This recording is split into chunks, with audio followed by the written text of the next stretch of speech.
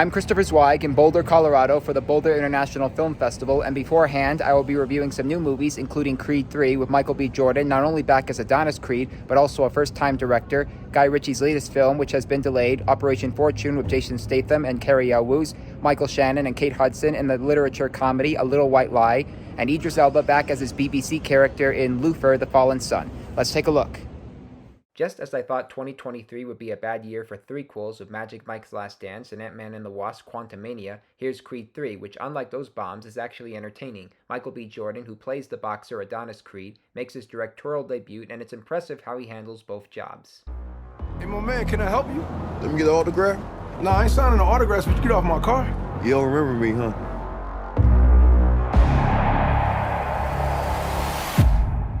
Damien. That's Jonathan Majors, who played Kang in the last threequel. This time he plays Adonis' old childhood friend Dame, who was just released from prison and wants to be the next heavyweight champion, but when it turns out to be an act of revenge against Creed, he challenges him to the fight of his life.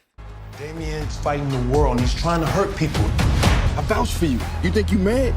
Try spending half your life in a cell. Watching somebody else live your life. I'm coming for everything. You threatening me?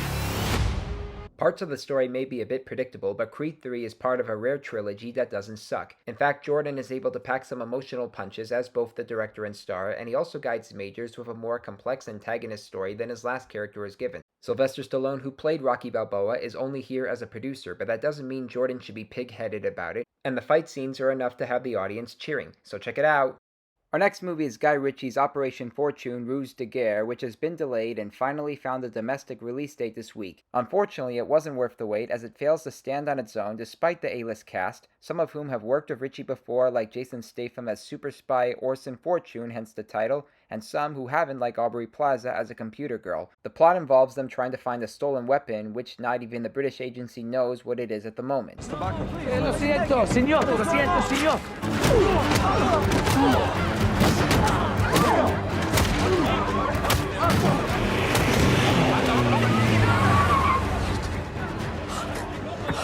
JJ, Wheel?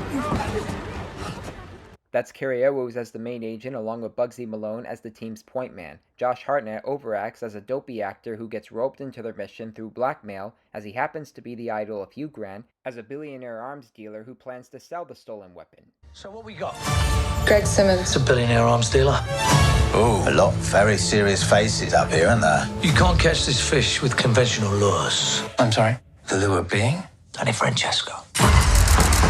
The movie star. Greg Simmons' favorite movie star. And how do we get him?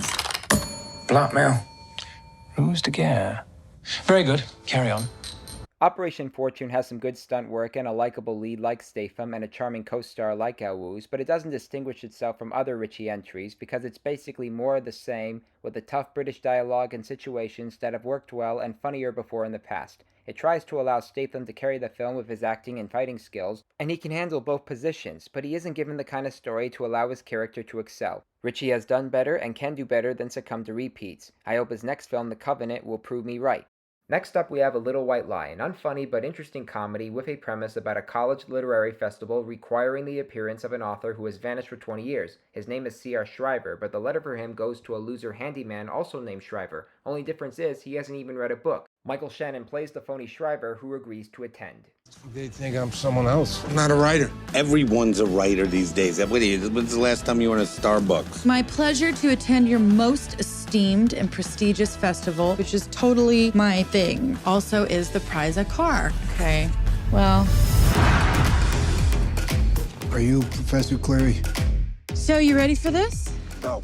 That's Kate Hudson as a professor and writer who welcomes the phony on campus, while his reactions toward his fans have him hesitating, as he always regrets going through this deception. I need you to be the man who wrote one brilliant novel.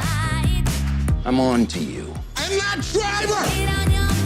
We really have to go to this party. She's the key benefactor for the festival. Mr. Shriver, come and see my library. This does not appear to be a library.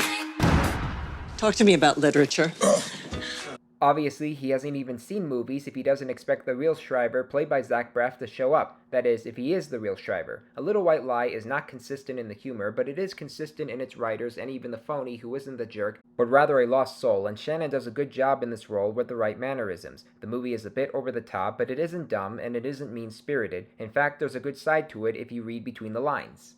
And after we get the X-Files and Downton Abbey from the small screen to the big screen, I review Luther the Fallen Son, which goes on the big screen and then on a smaller screen on Netflix. It's based off the BBC series that starred Idris Elba as the brilliant but disgraced detective John Luther. This time he ends up in prison for his illegal activities, but breaks out when a serial killer terrorizes London. He's played by Andy Serkis. John, I looked you right in the eye. Because I was curious. I wanted to know if you'd see it in me. Because that is who you are, isn't it? The man who knows all about people like me. Meanwhile, Cynthia Erivo plays an agent determined to bring Luther back to justice, but reluctantly joins him on his case to track down the killer when her daughter gets abducted. I need to stop this man. I'm still a copper. Not anymore. And if you refuse to stand down, tactical unit will shoot you dead. I like the performances from Elba and Erivo, but they both aren't given a good story. Luther the Fallen Son is a boring TV to movie transition which wants to have a murder mystery in the spirit of Seven, but doesn't give us the ingenious games. It all ends up being tedious, violent, and annoying. When the leading actors argue, their acting is amazing, but when they succumb to the script, they should have wondered if they could have been given better material, so skip it. Okay, recapping this week's new movies: thumbs up for Creed 3, thumbs down for Operation Fortune, thumbs up for A Little White Lie, and thumbs down for Luther the Fallen Son. I'm Christopher Zweig in Boulder, Colorado. Stay safe, and I'll see you at the movies. For more amazing content, please like and subscribe to my channels, and please read my reviews at cjatthemovies.com and download the new HD Radio app.